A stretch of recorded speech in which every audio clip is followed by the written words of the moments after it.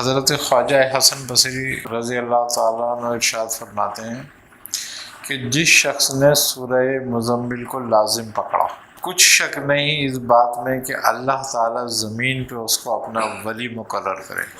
حضرت خواجہ حسن بصری رضی اللہ تعالیٰ عنہ ہی روایت فرماتے ہیں کہ میں نے مولا کائنات سے سنا کہ آپ نے فرمایا کہ میں نے 170 جنگیں سورہ مزمل کی برکت سے جیتی ہیں، اور درہ خیبر کو بھی آپ نے اسی کو پڑھ کر اکھاڑا تھا۔ حضرت شاہ ولی اللہ مودودی دہلوی رحمۃ اللہ علیہ فرماتے ہیں اس کے بارے میں کہ اس کو پڑھنے والا کبھی کسی کو محتاج نہیں ہوتا، اللہ تعالیٰ اس کو دینی اور دنیاوی غنیٰ حاصل کر دیتا ہے۔ حضرت غوث محمد گوہری رحمۃ اللہ علیہ فرماتے ہیں کہ جو علم لدنی کا خواہش مند ہو وہ اس کو ضرور پڑھا کرے۔ حضرت نظام الدین محبوب الہی رحمۃ اللہ علیہ فرماتے ہیں کہ اگر کوئی شخص سورہ مزمل کو ہمیشہ رکھے تو اللہ اس کو غنی کر دیتا ہے، وہ ظاہری اور باطنی دونوں غنائیں اس کو حاصل ہو جاتی ہیں۔ اور آپ فرماتے ہیں کہ اگر کوئی غیبی مخلوق کو کھلی آنکھ سے دیکھنا چاہتا ہے تو وہ یہی صورت ہے۔ حضرت سلطان باہو رحمۃ اللہ تعالیٰ علیہ فرماتے ہیں کہ جس سالک نے سورہ مزمل کی دعوت نہیں دی، اس نے سلوک میں قدم نہیں رکھا۔ آپ ہی فرماتے ہیں کہ اس کو پڑھنے والا کبھی بھی دربار رسالت سے الگ نہیں رہتا، یعنی کہ اگر وہ چاہے کہ میرا داخلہ دربار رسالت تک میری رسائی ہو جائے تو اس کو لازم پکڑ لے۔ حضرت خواجہ حسن بصری اور حضرت محبوب الہی رحمۃ اللہ علیہ، یعنی کہ حضرت محبوب الہی حضرت خواجہ حسن بصری سے اس کی روایت کرتے ہیں کہ آپ فرماتے ہیں کہ خواجہ حسن بصری نے فرمایا کہ میں نے مولا کائنات سے اس کی روایت کری ہے کہ محبوب الہی رحمۃ اللہ علیہ فرماتے ہیں کہ جب یہ سورت نازل ہوئی ہے تو سبز خط میں لکھی ہوئی تھی، اور اس کے ساتھ چاروں فرشتے آئے تھے۔ تو آپ رسول خدا صلی اللہ علیہ وسلم نے پوچھا کہ جبرائیل آج اتنا اہتمام کیوں ہے؟ تو فرمایا کہ یا رسول اللہ آج اللہ نے آپ کی اور آپ کی امت کے لیے تحفہ بھیجا۔ تو آپ نے فرمایا کیا ہے؟ تو آپ نے دکھایا کہ سبز خط سے سورہ مزمل نور کے سبز خط سے لکھی ہوئی ہے۔ تو آپ نے فرمایا کہ یہ سورہ مزمل ہے۔ تو آپ نے فرمایا کہ یا رسول اللہ تعالیٰ فرماتا ہے کہ اگر یہ سورت میں آپ سے پہلے کسی امت میں اتار دیتا تو اس میں ایک بھی عاصی نہیں ہوتا، اور آج اس کی خوشی میں، یعنی کہ اس کے لیے، اس کی عظمت اور احترام کے لیے وہ فرشتے دنیا میں آئے ہیں جو اس سے پہلے کبھی زمین پہ نہیں آئے، اور آج اللہ نے وہ آسمان کے دروازے کھولے ہیں جو اس سے پہلے کبھی نہیں کھولے گئے تھے۔ حضرت نظام الدین محبوب الہی رحمۃ اللہ علیہ کے اقوال میں ہیں کہ اگر اس سورت کو قبرستان میں کسی قبر پہ کھڑے ہو کے ایک دفعہ پڑھی جائے اور اس کو ایصال کر دیا جائے اس کا، تو 300 سال اس مردے پہ عذاب نہیں ہوگا۔ ایک بات تو یہ کہ قرآن کی ہر سورت کی اپنی ایک برکت اور خاصیت ہے۔ ہم 114 صورتوں میں کوئی بھی صورت اگر پکڑ لیتے ہیں تو وہ کلام حق ہی ہے اور وہ حق تک ہی لے جاتا ہے۔ بس فرق اتنا سا ہے کہ اگر ایک مرکز ہے، مثال کے طور پر کہ بھئی صدر مرکز ہے، سب نے صدر آنا ہے، تو نعت کے ناچے والے دیر سے پہنچیں گے اور گارڈن والے جلدی پہنچ جائیں گے، پہنچیں گے سارے وہاں پر۔ تو یہی حال ہے صورتوں کا کہ ان کا جو مصدر ہے اور منبع ہے وہ تو ذات حق ہے، تو جانا سب نے وہیں تک ہی ہے۔ دیکھو کلام کوئی بھی ہے جس کو ہم باقاعدہ ورد میں رکھنا چاہتے ہیں یا اس کی باقاعدہ مدامت کرنا چاہتے ہیں تو اس کے لیے بزرگوں نے فرمایا ہے کہ باقاعدہ اجازت لو، اجازت سے پڑھو۔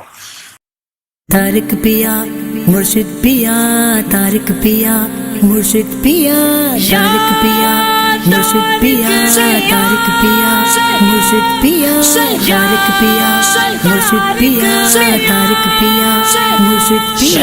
طارق میرے لجپال ہے، شیخ طارق میرے لجپال ہے، شیخ طارق میرے لجپال ہے، میرا مرشد میری شان، شیخ طارق جھک طارق میرا مرشد میری آن، شیخ طارق جھک طارق میرا مرشد میری جان، شیخ طارق جھک طارق میرا مرشد ایمان،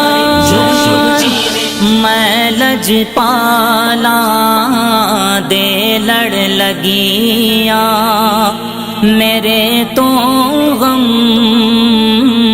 پرے رہندے، میری آساں امیداں دے صدا بوٹے ہرے رہندے، جگ جگ جیوے سایہ، جگ جگ جیوے سایہ، جگ جگ جیوے سایہ، جگ جگ جیوے سایہ، جگ جگ جیوے، جگ جگ جیوے، جگ جگ جیوے سایہ، سایہ سایہ سایہ سایہ، شیخ طارق میرے لجپال ہے، شیخ طارق میرے لجپال ہے، شیخ طارق میرے لجپال ہے۔ سوال ہے کہ سورہ مزمل میں ایک جگہ اللہ پاک نے فرمایا کہ ہم تم پر ایک بھاری فرمان نازل کریں گے۔ اس آیت کے لیے ایک تو یہ ہے کہ جو ظاہری تفاصیر ہیں کہ وہ ہے دعوت تبلیغ جو نبی کریم صلی اللہ علیہ وسلم اور صحابہ کرام کے لیے کہ وہ کو اس کے لیے شہر شہر ملک ملک کو جانا پڑے گا، اور تفسیر صوفیہ کے مطابق اس کی یہ ہے کہ یہ ولایت سے تعلق ہے،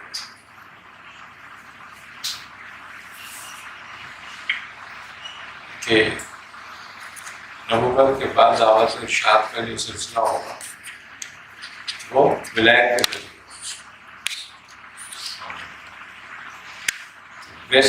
بیسیکلی اس کا جو دونوں صورتوں میں مقصد ہے وہ دعوت و ارشاد ہے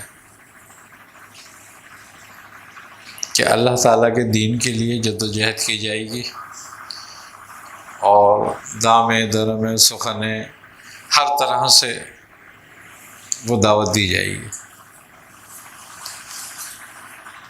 تو اس کا مقصد یہ تھا آیت کا۔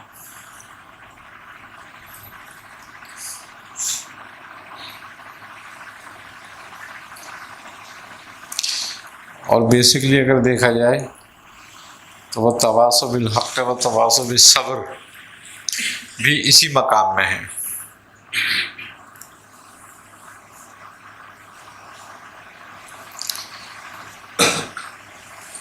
کیونکہ دعوت حق کا قبول کرنا اور دعوت حق کا ارشاد کرنا دونوں مشکل کام ہے، اور سخت جدوجہد کی ضرورت ہے دونوں میں۔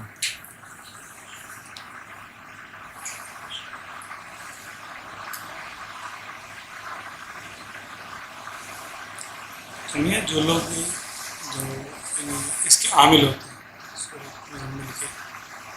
کیا ان کو اس میں سے حصہ ملتا ہے؟ بالکل ملتا ہے۔ اسی آیت کی وجہ سے اگر دیکھا جائے تو سورہ مزمل میں یہ خصوصیت ہے کہ اس کے پڑھنے والے کو ولایت ضرور حاصل ہوتی ہے۔ حضرت خواجہ حسن بصری رضی اللہ تعالیٰ عنہ ارشاد فرماتے ہیں کہ جس شخص نے سورہ مزمل کو لازم پکڑا، کچھ شک نہیں اس بات میں کہ اللہ تعالیٰ زمین پہ اس کو اپنا ولی مقرر کرے۔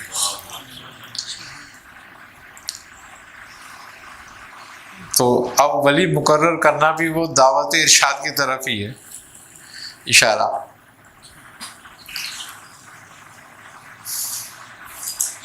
اچھا میاں، جیسے ہمارے خاندان میں ہے اس میں سلسلہ ہے اجازت ہے آپ کی طرف سے، اور خاندان میں بھی ہے مزمل شریف کی اجازت ہے، تو کیا حالانکہ اس میں بڑے بڑے اس کے عاملین بھی ہوں گے، تو وہاں کیا ہر شخص اس کا حامل ہو جائے گا، یا کیونکہ جو جیسے 1000 مریدین ہیں اور وہ سب اس کے حامل ہیں، تو سب کو یعنی کیا چیز حاصل ہوگی؟ ایک جیسی چیزیں حاصل ہوں گی؟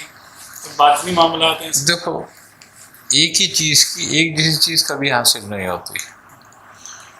اس کی وجہ یہ ہے کہ سب کی توجہ، سب کا یقین اور سب کی جد و جہد الگ الگ ہوتی ہے، ایک جیسی کسی کی نہیں ہوتی۔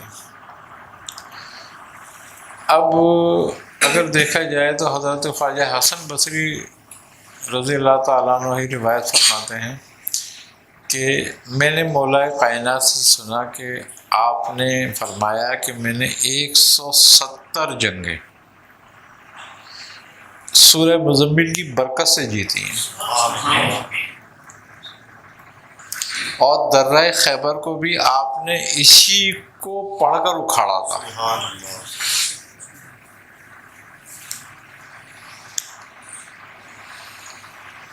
اچھا، اب حضرت مولا کائنات اس کو پڑھنے کی ترغیب دیتے ہیں، تو آپ خواجہ حسن بصری اس کو کثرت سے پڑھتے تھے، آپ کے خلیفہ تھے۔ اچھا، پھر جو یعنی کہ واضح ہوا، ظاہر ہوا، حضرت سرکار سیدنا شیخ عبدالقادر جیلانی رحمۃ اللہ علیہ خود اس کے بہت بڑے عامل تھے۔ آپ نے بڑی کثرت فرمائی، اور آپ کچھ واقعات سے ثابت بھی ہے سورہ مزمل کا کہ آپ نے کچھ لوگوں کو اس کی تلقین بھی فرمائی، اور پھر جو کچھ ان سے وہ ظہور ہوا اس کا پڑھنے سے، تو وہ بھی سب ظاہر ہوا۔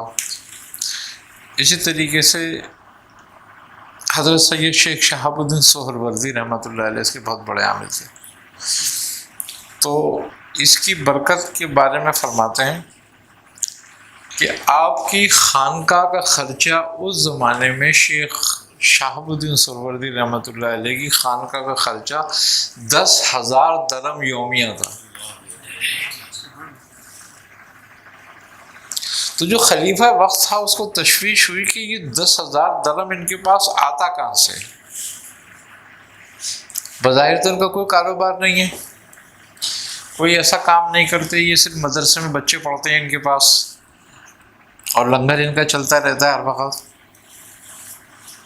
تو اس نے یہ کرا کہ نگرانی کرو ان کی، جاسوس چھوڑ دیے کہ ان کے پاس پیسے کہاں سے آتے ہیں۔ تو جاسوس نگرانی پہ لگ گئے۔ تو جب خادم آپ صبح فجر کی نماز پڑھ کے بیٹھتے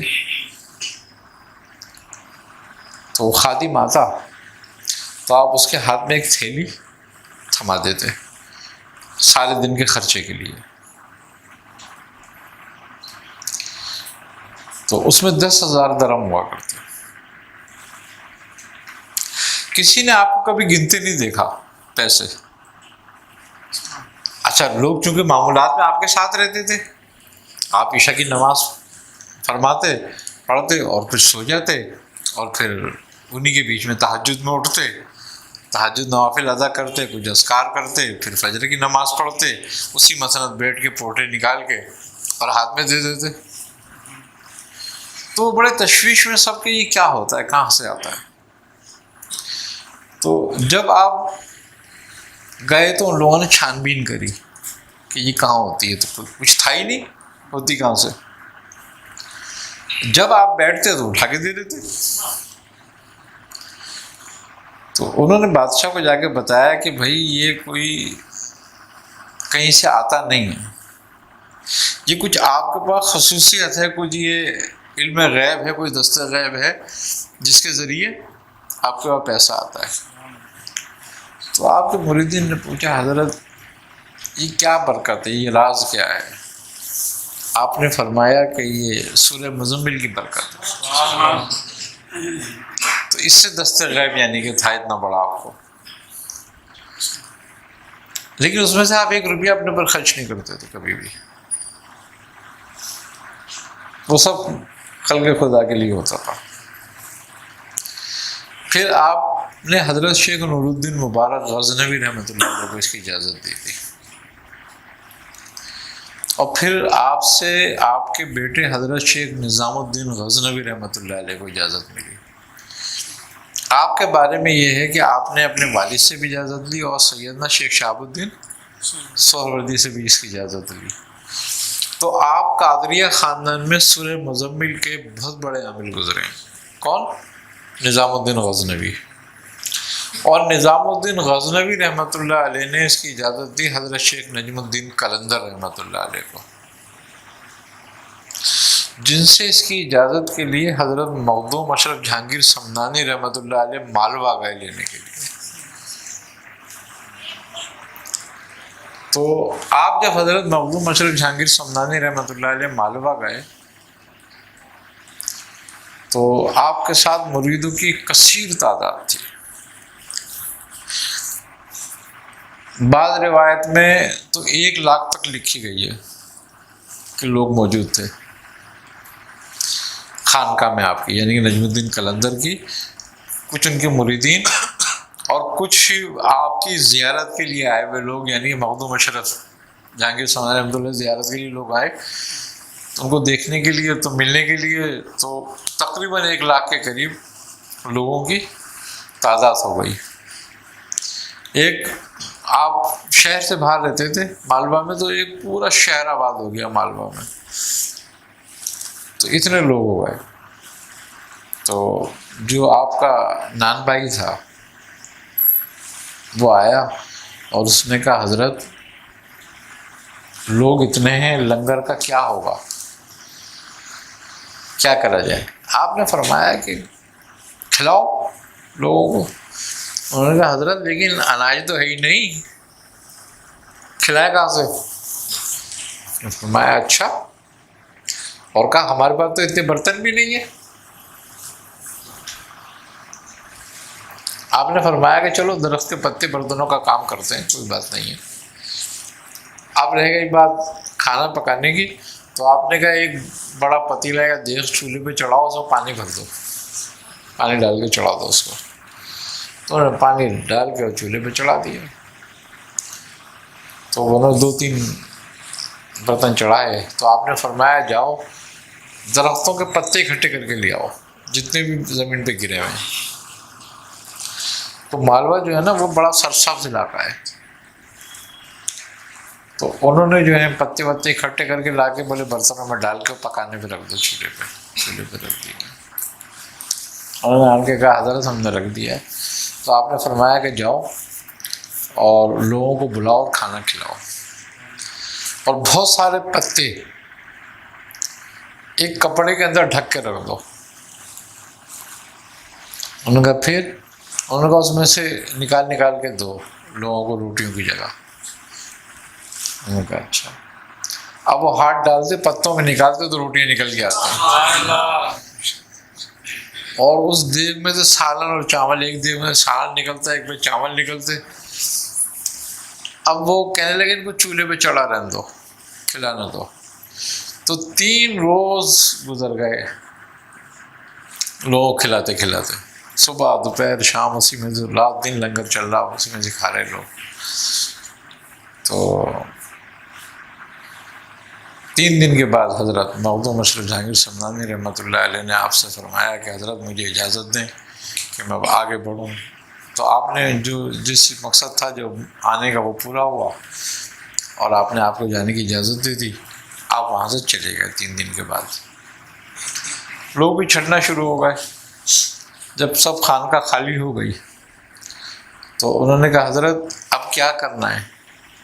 انہوں نے کہا جاؤ اٹھاؤ اپنے برتن. تو انہوں نے کہا حضرت ان برتنوں میں جو کھانا ہے وہ کہاں جائے گا؟ انہوں نے کون سا کھانا؟ جاؤ دیکھو. برتن اٹھائے تو وہی پتے اور وہی پانی تھا. ان کا پلٹ دو، پھینک دو، سب پھینک دیے، اپنا کپڑا خالی کرو، جاؤ رکھو۔ ان کا حضرت یہ کیا تھا؟ انہوں نے کہا بس یہ سورہ مزمل کی برکت تھی۔ تو اس میں بڑی برکت ہے، اس کے اندر بڑا کمال ہے۔ حضرت شاہ ولی اللہ محدث دہلوی رحمۃ اللہ علیہ فرماتے ہیں اس کے بارے میں کہ اس کو پڑھنے والا کبھی کسی کو محتاج نہیں ہوتا، اللہ تعالیٰ اس کو دینی اور دنیاوی غنا حاصل کر دیتا ہے، اس کو حاصل ہو جاتی ہے۔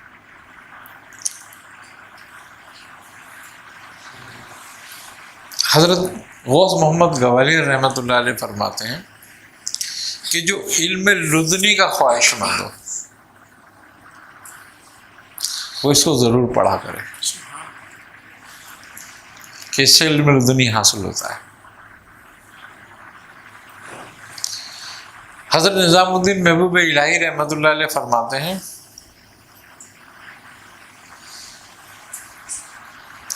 کہ اگر کوئی شخص سورہ مزمل کو ہمیشہ رکھے تو اللہ اس کو غنی کر دیتا ہے، وہ ظاہری اور باطنی دونوں غنائیں اس کو حاصل ہو جاتی ہیں۔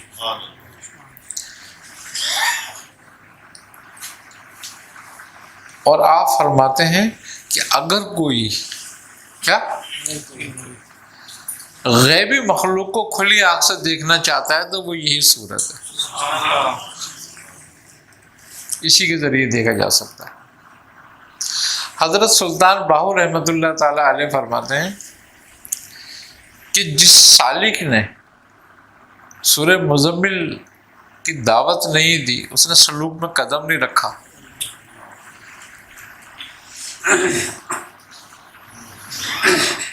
آپ فرماتے ہیں اس کے بغیر سلوک مکمل نہیں ہوتا۔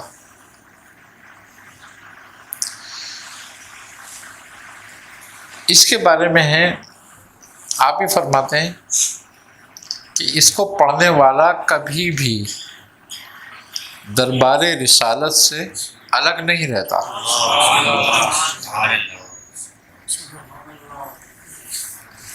یعنی کہ اگر وہ چاہے کہ میرا داخلہ دربار رسالت تک میری رسائی ہو جائے تو اس کو لازم پکڑ لے۔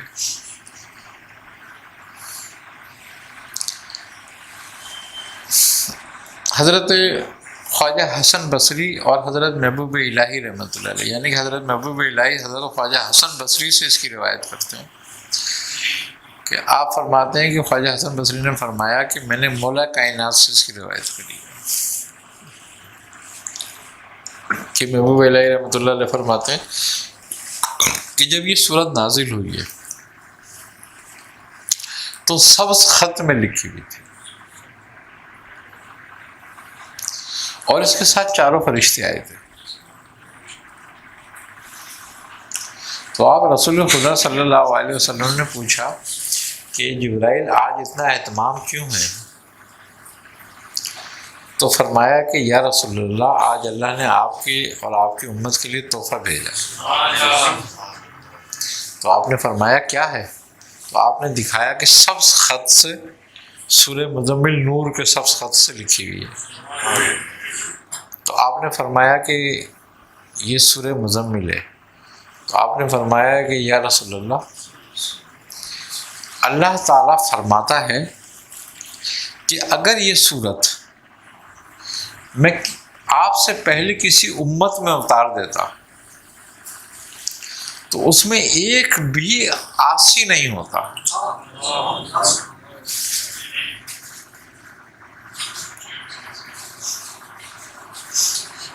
ایک بھی عاصی نہیں ہوتا۔ اور آج اس کی خوشی میں، یعنی کہ اس کے لیے، اس کی عظمت اور احترام کے لیے وہ فرشتے دنیا میں آئے ہیں جو اس سے پہلے کبھی زمین پہ نہیں آئے، اور آج اللہ نے وہ آسمان کے دروازے کھولے جو اس سے پہلے کبھی نہیں کھولے گئے تھے۔ اتنی عظمت والی صورت ہے یہ۔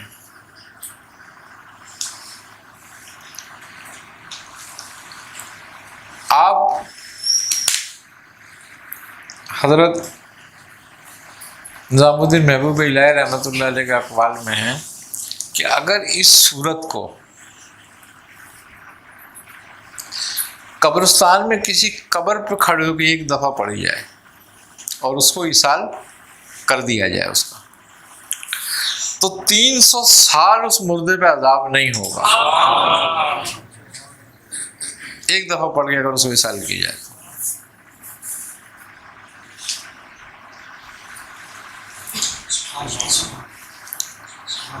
اب اگر ایک دفعہ پڑھ کے کسی مردے کو اس کا ایصال کر دیا جائے تو اس پہ 300 سال عذاب نہیں ہوگا، اور جو اس کو ہمیشہ اپنے پڑھنے میں رکھے، ورد میں رکھے۔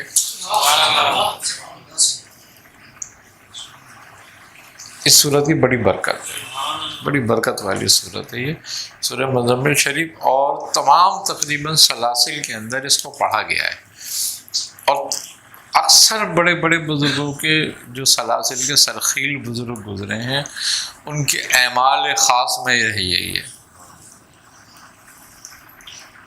بڑی برکت والی صورت ہے۔ حضور جس نے زکوٰۃ دے دی وہ دن میں روزانہ کتنی تعداد میں پڑھے؟ حضرت شاہ ولی اللہ مودودی دہلوی رحمۃ اللہ علیہ سے ہے کہ آپ فرماتے ہیں کہ اس کو 41 بار پڑھو، اور اگر تم اتنا نہ کر سکو تو 11 بار ضرور پڑھنا۔ 41 بار ایک ہی نشست میں؟ ضروری بھی نہیں ہے،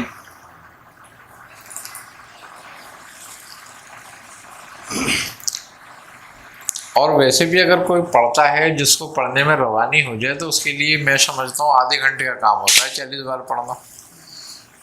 تو آپ آدمی 40 آدھا گھنٹہ بھی نہیں نکال سکتا، روٹی کے لیے 8 گھنٹے نکالتا ہے۔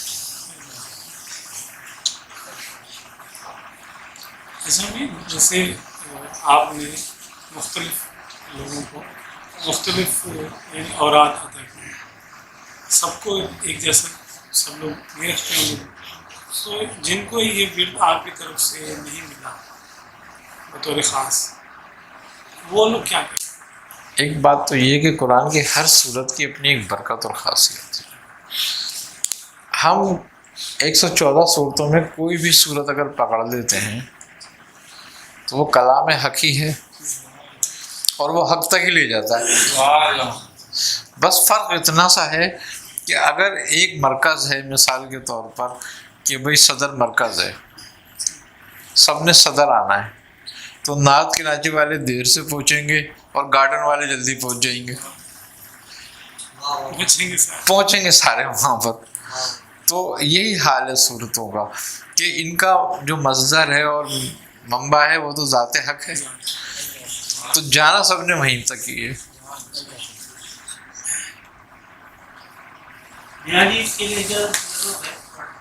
جی دیکھو، کلام کوئی بھی ہے جس کو ہم باقاعدہ ورد میں رکھنا چاہتے ہیں یا اس کی باقاعدہ مدامت کرنا چاہتے ہیں تو اس کے لیے بزرگوں نے فرمایا ہے کہ باقاعدہ اجازت لو، اجازت سے پڑھو۔ دیکھو اب اجازت کی بات یہ ہے کہ نبی کریم صلی اللہ علیہ وسلم ایک بار آپ احد کی سیر کے لیے تھے کہ کچھ صحابہ کرام جس میں حضرت علی بھی ساتھ تھے، تو ایک شخص آیا، تو آپ رسول خدا صلی اللہ علیہ وسلم رک گئے اور آپ نے ادھر ادھر دیکھا اور آپ نے فرمایا کہ ایسا محسوس ہوتا ہے کہ جس سے آس پاس جن ہے، تو آپ نے آواز دی کہ اگر تم ہو تو ظاہر ہو جاؤ، تو پھر ایک شخص ظاہر ہو گیا اور وہ آپ کے پاس آیا، تو اس نے سلام کیا آپ کو، تو آپ نے اس کے سلام کا جواب دیا، تو آپ نے فرمایا کہ اپنا تعارف کراؤ کون ہو تم، تو اس نے اپنا تعارف کرایا کہ میں ابلیس کا پوتا ہوں۔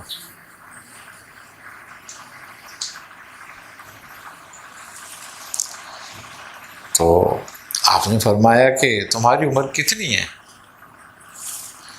تو اس نے کہا اے رسول خدا صلی اللہ علیہ وسلم، جب آدم کو زمین پہ اتارا گیا تھا تو میں اتنا بڑا تھا کہ لوگوں کے دلوں میں وسوسے ڈال دیتا تھا۔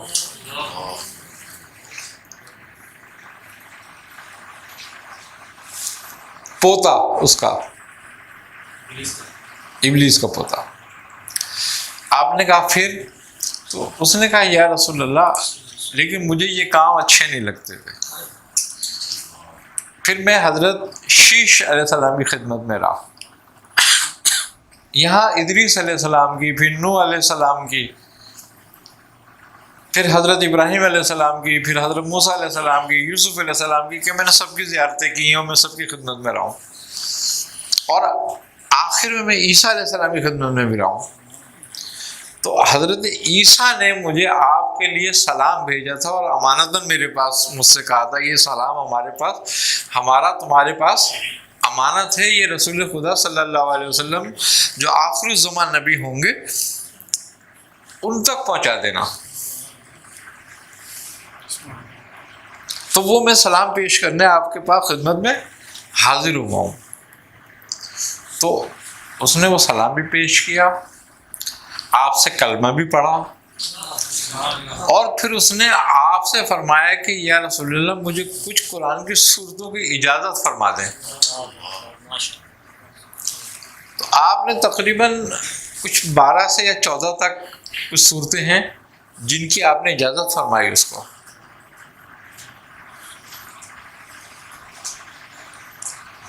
تو اب رسول اللہ صلی اللہ علیہ وسلم سے اجازت لینا تو ثابت ہو گیا نا قرآن کی.